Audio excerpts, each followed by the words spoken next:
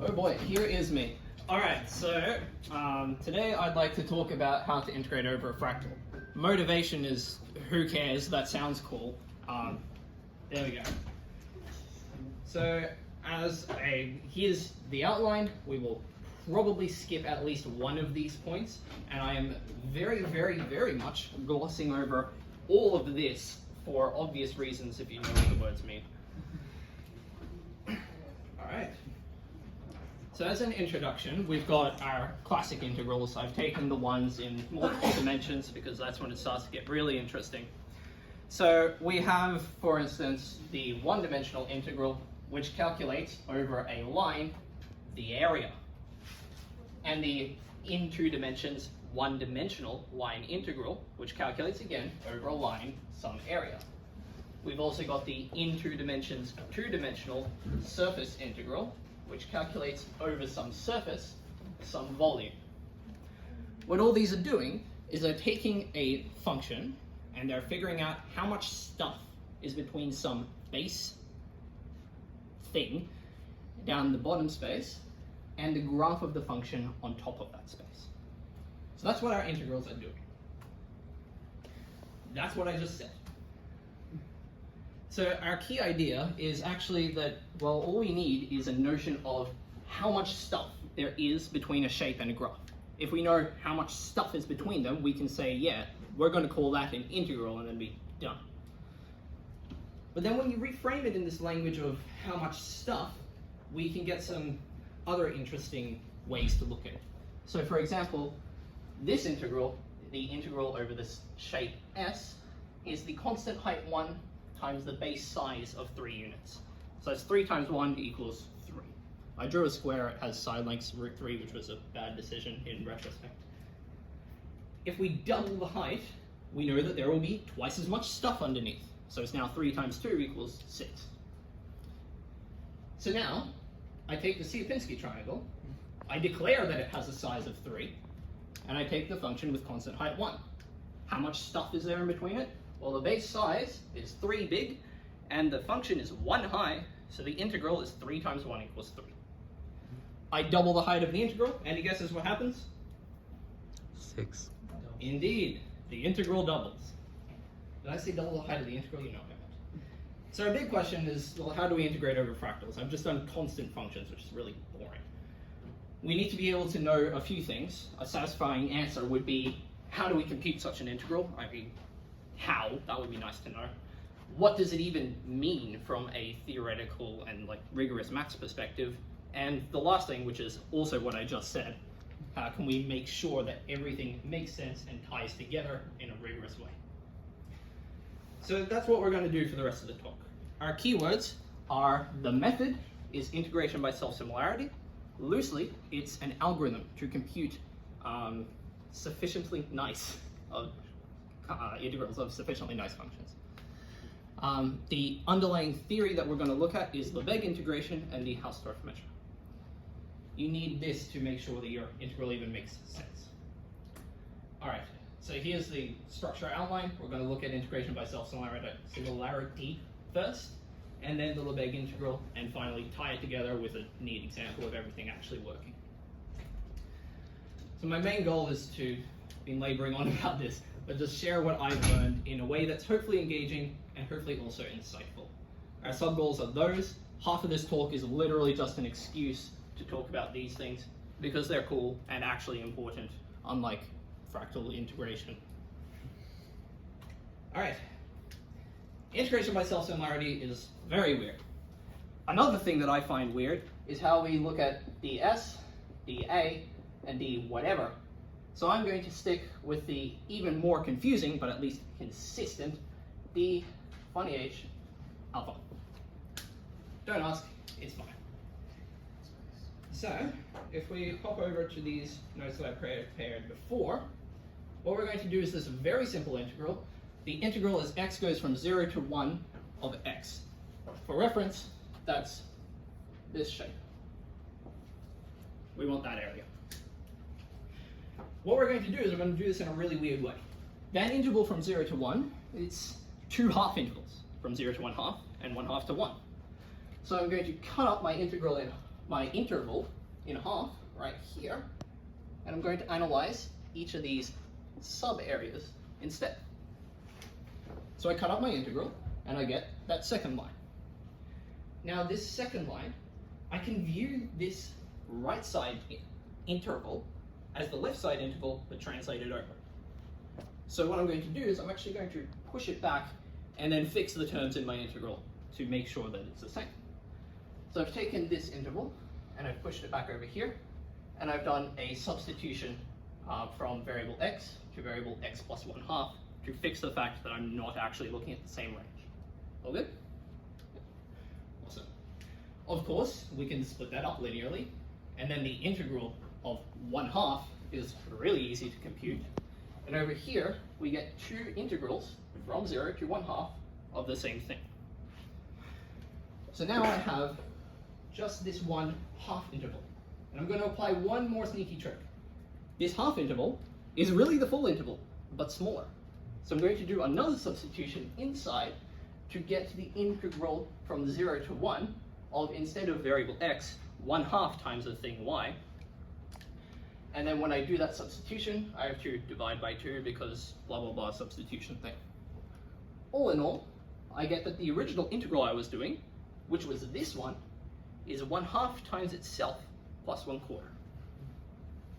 So our integral, I, satisfies that equation. Make sense? Yes? Awesome. So that's what I've got back here on the slides.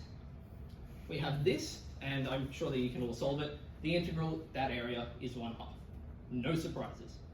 But a weird way to go about it, right? The method that I'm leveraging here is I'm leveraging self-similarity of this interval. When we take a view towards self-similar fractals, that's when we want a method like this that does something weird, but something intrinsic to the object, instead of trying to find an antiderivative or all those other things that don't exist in multiple dimensions, let alone in half a dimension, and oh my god. Right? Okay. So that's a good method, but we have some problems generalizing it so far. Problem number 1, we assume that the integral exists. We currently have no guarantee that the integral exists. So we need to figure out what it is, pin it down. What does it mean? Does it even exist? Problem 2, we decided to split up our integral right down the middle of our shape. Can we split up the integral? With this other new integral that I'm going to come up with, or present I should say, we need to be able to have some sort of theorem or result that guarantees we can split it up. Similarly, we did a lot of changes of variables. I need something that generalizes that. And last but not least, I did this sneaky trick when I was computing the integral of, sorry Bailey, I'm killing this finite group. So good. The integral of 1/2 from 0 to 1/2. This was, I was looking at a base size of 1/2 and a height of 1/2, so it's 1/2 times 1/2. That required me knowing how big this size was down the bottom. If I have no idea how big that size is down the bottom, I can't make even this simple computation. So I need to figure out how I should reason about the size of a fractal.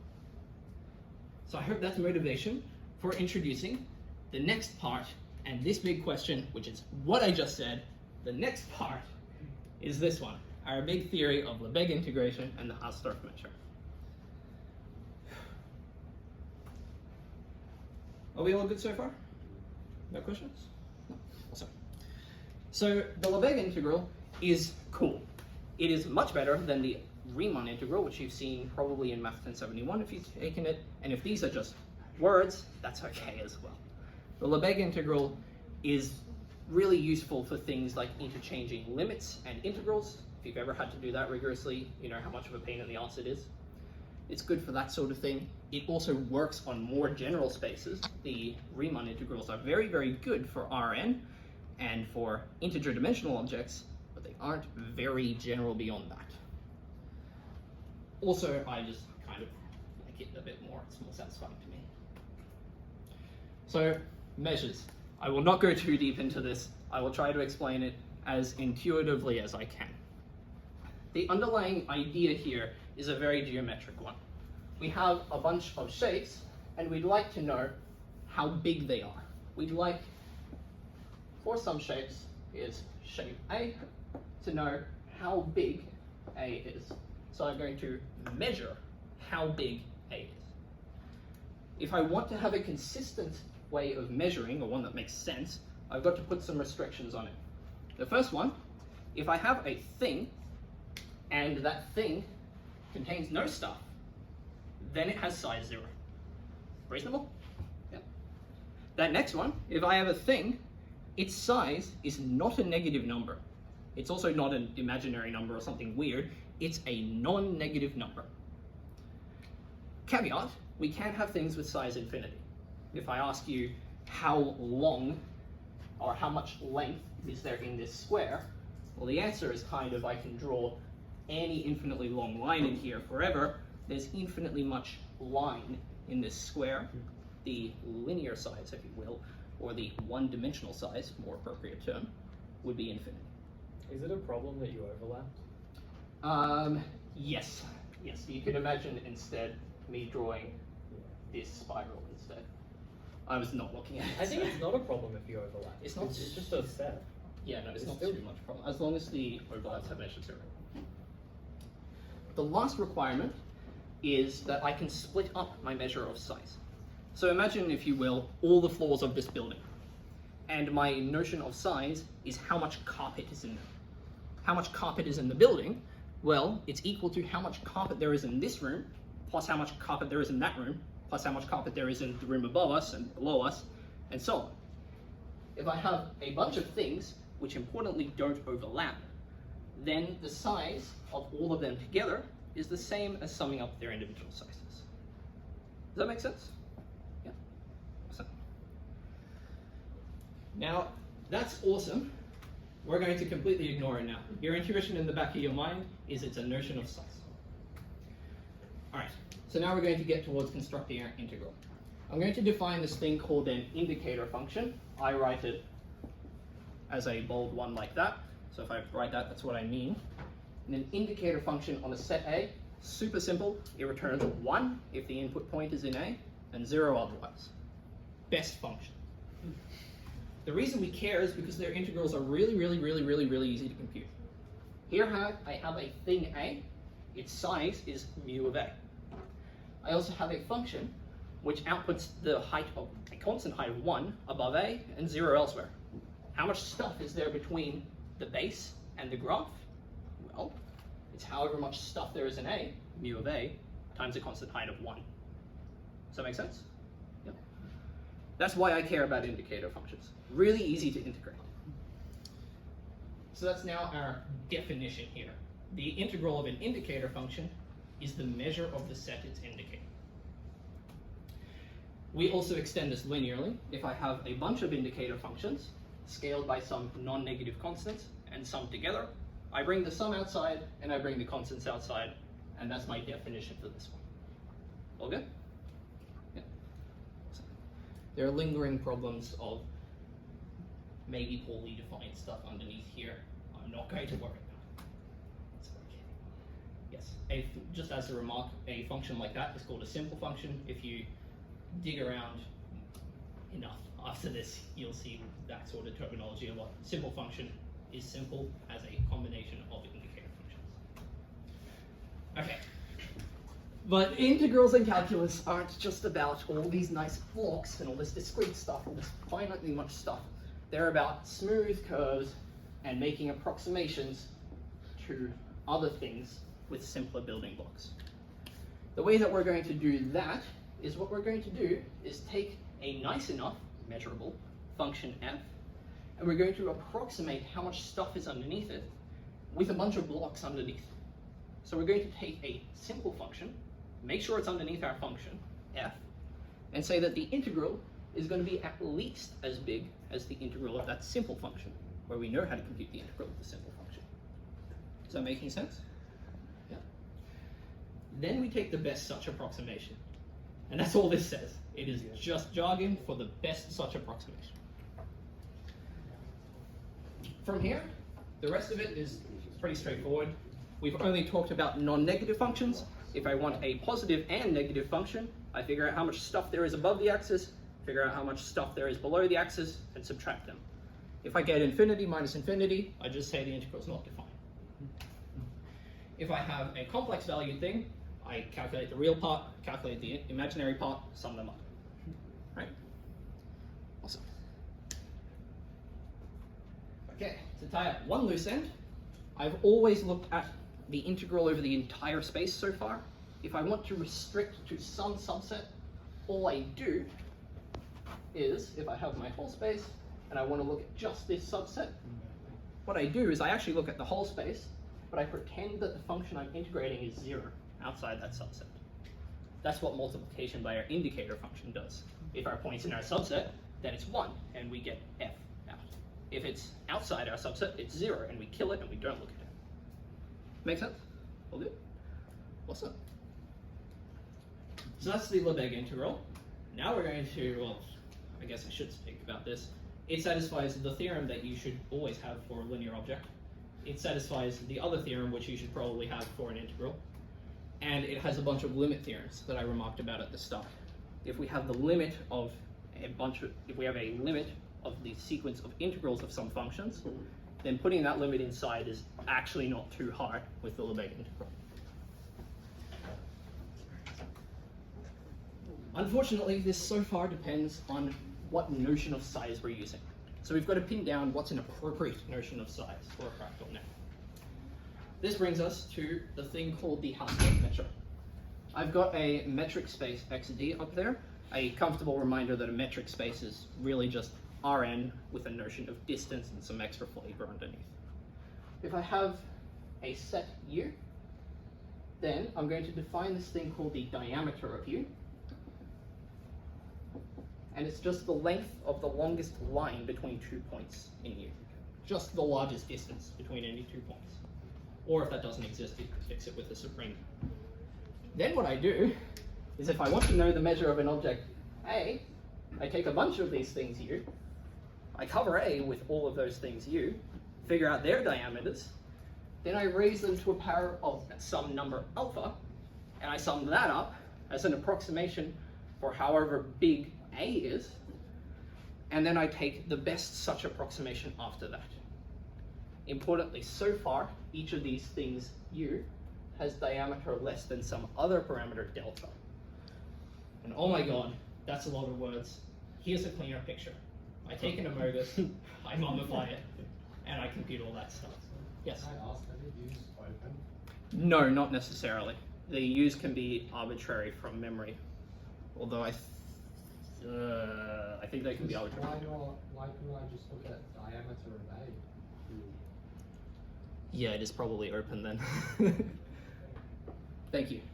It's been a while since I've looked at it as well. Yes. But we need all the U's to be less than delta, We need their diameters to be less than delta. Yeah. which A may not be. Yes. It's one of these conditions. I didn't want to get too technical, so I don't remember it off the top of my head. Sorry. Now that parameter delta is used by setting the actual measure to be, well, we looked at all these fine graded by some upper bound delta. We now make sure our fine grading goes down to 0, so we get even more precise estimates on our size. And that's the most precise we can go. That is in fact our definition for the alpha dimensional Hausdorff outer measure of a set A. If my set A is nice, I get rid of this ugly star and I just call it the Hausdorff measure, not outer measure, of A.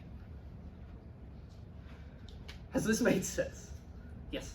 Will the measure be the same? So are you choosing the shape U arbitrarily?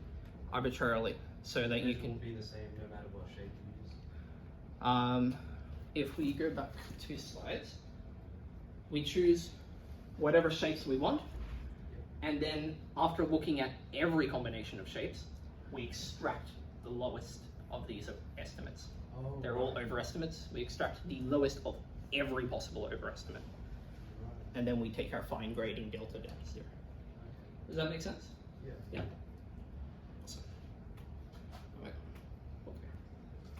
So here's how we work. Just as a note, if you read up on measure theory or more integration stuff as well, you will have heard of the Lebesgue measure. That one's really, really good. It basically gives you the connection back to the Riemann integral that we're used to. In Rn, the n-dimensional Lebesgue measure, which is actually the only Lebesgue measure that you have on Rn, that's not technically correct, but it's the only one that I'm really considering. The n-dimensional Lebesgue measure and the n-dimensional Hausdorff measure are just off from each other by a constant scaling factor. Loosely, the scaling factor accounts from the fact that you could have chosen whatever shape you wanted when you were doing your size estimates. I have a question. Yes. To go from H alpha star to H alpha, Yes. are you using the Carrick-Dory extension theorem? Yes. Yeah. You keep only the Carrick-Dory measurable ones. You get a genuine measure, not this weird outer measure thing. And that makes it satisfy all the nice axioms for measure that we had before. It's just that technicality. We throw out the ones that are too ugly to measure. We all good from here? Yeah. Awesome. Okay. So now let A be a shape. Excuse me. We ended up with a bunch of different dimensional measures, and we want to figure out which one actually makes sense to measure with. As an example, here's a sheet. A sheet intuitively has two-dimensional size. Well, let's see how we can really pin that down. If we take lines and cover A by lines, I need infinitely many lines. All the lines have a finite size. I sum up those finitely many of them, and I get an infinite number. These sizes don't converge to something finite. They will always diverge to infinity. If I take a bunch of boxes, a three-dimensional measure, I will see that the amount of stuff in each of these boxes is basically zero, right? So our three-dimensional measure will also be zero. I'm being a bit vague here, but that's loosely the idea. However, if I get to this sweet spot of 2 dimensions, I cover it with two-dimensional things, I only need finitely much stuff to do them, each of which is only finitely many big, so I get a finite number. If I cover things with so-called 1.5 dimensional things, or anything in between, I will still get infinity. You have this intuition for integer dimensions. Take me on faith that it generalizes a bit more as well. So we have size infinity, blah, blah, blah, blah, blah, until we hit dimension 2, where we then switch over to size 0. We have this turning point between seeing a thing of infinite size and seeing a thing of 0 size. That turning point, if we have any place where the measure is going to be finite and non-zero, that turning point is the only place where it will be. And that's going to be our definition for dimension. The dimension is going to be that turning point, which in funny notation is either that supremum or either that infimum, and then you need a theorem to show that this is well defined and blah, blah, blah, blah, blah, which I'm ignoring. Is that making sense? Does this have anything to do with box counting dimension? The relationship, so this is the Hausdorff dimension. The box counting dimension and the Hausdorff dimension do have relationships between them. They are They not strictly different?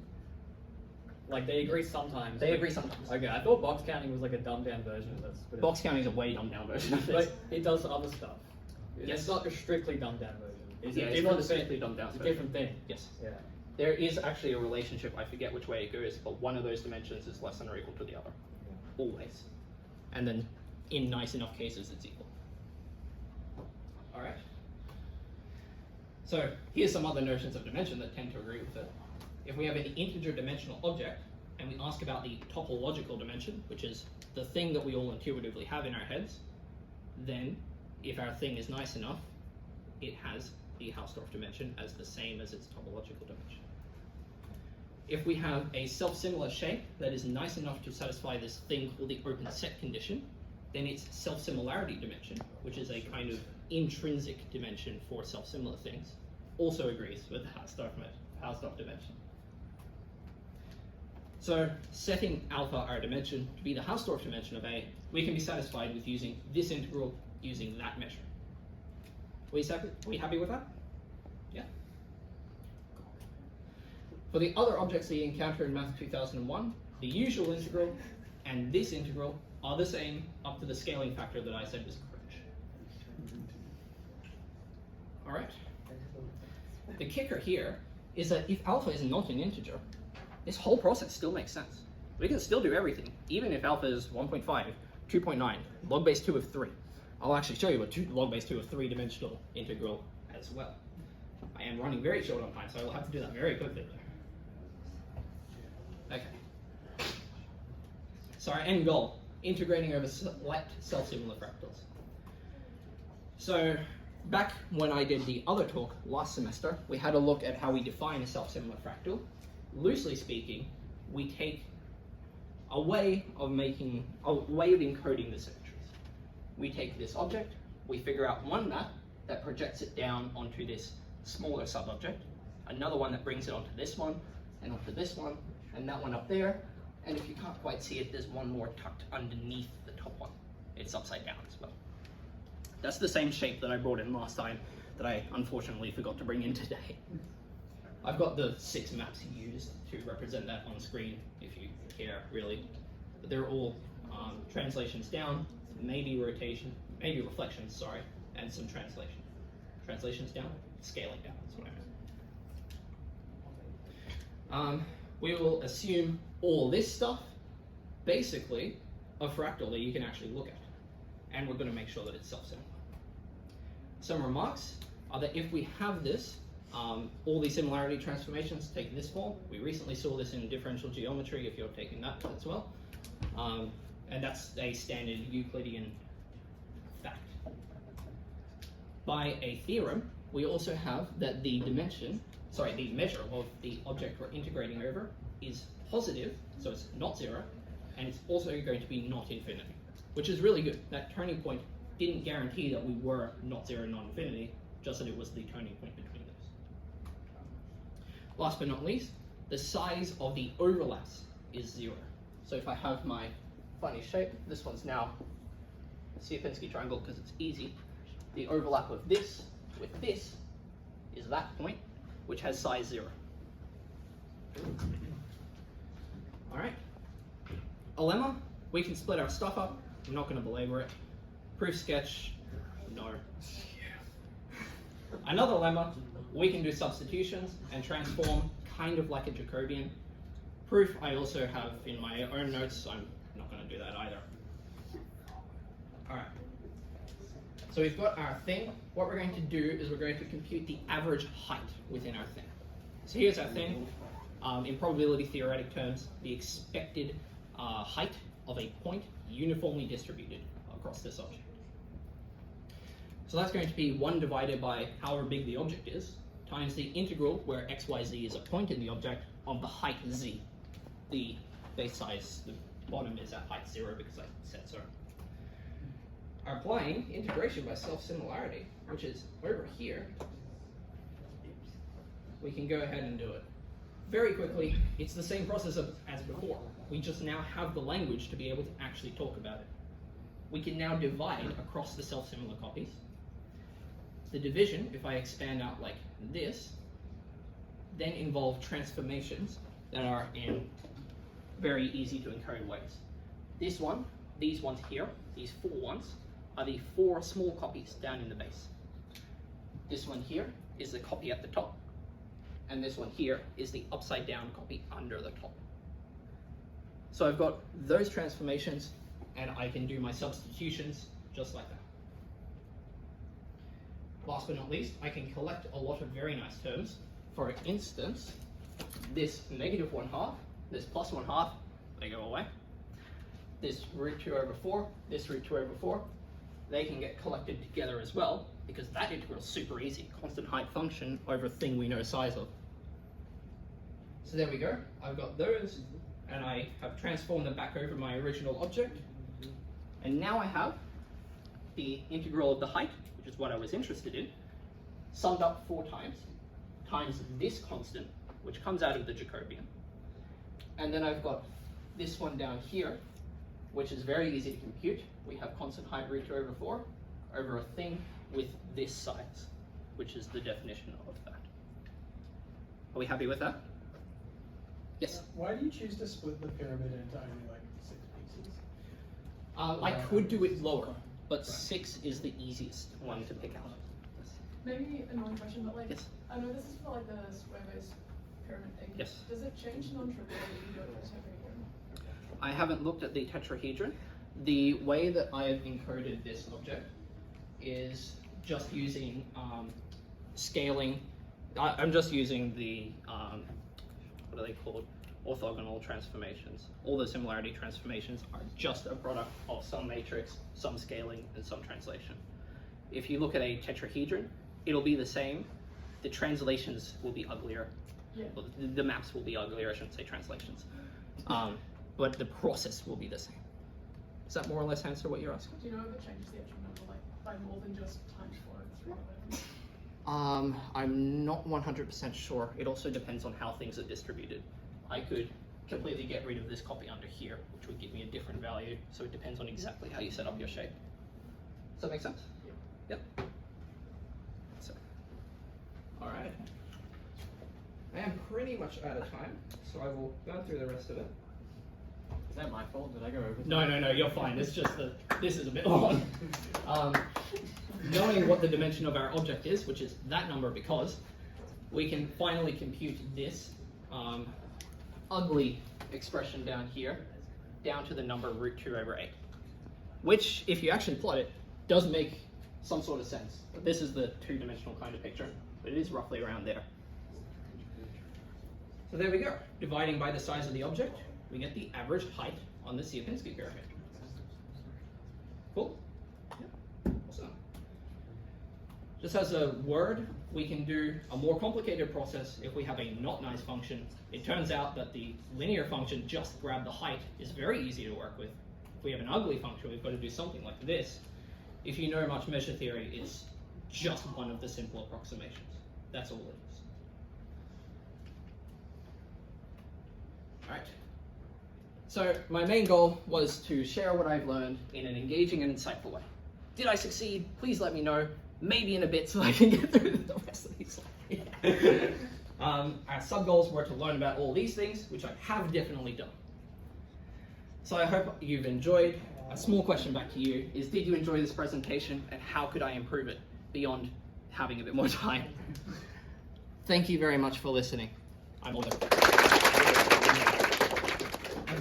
Any quick questions for Gabe? We will have time to discuss over pizza, but any quick One ones? really quick question. Yes. This is related to the Lebesgue and Hausdorff measure, how they differ up to a scaling factor. Yes. Is that just a statement saying that the Hausdorff measure is translation invariant?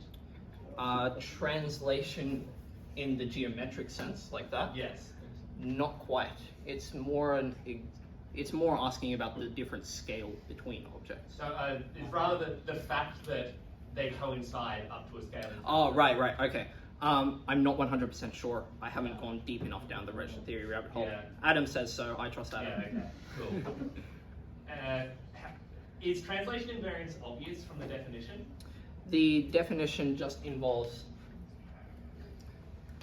obvious at a high enough level, if Okay, you've done sure, enough math, sure, right? okay. The definition involves I take my object and I cover it by a bunch of stuff. If I move my object, Okay, that's clearly, yeah. I can use the same agree with covering. that. Yeah. That gives me one bound. I do the same thing backwards. I get the other bound, and then I get equality. Yeah, sure. Any other simple quick questions?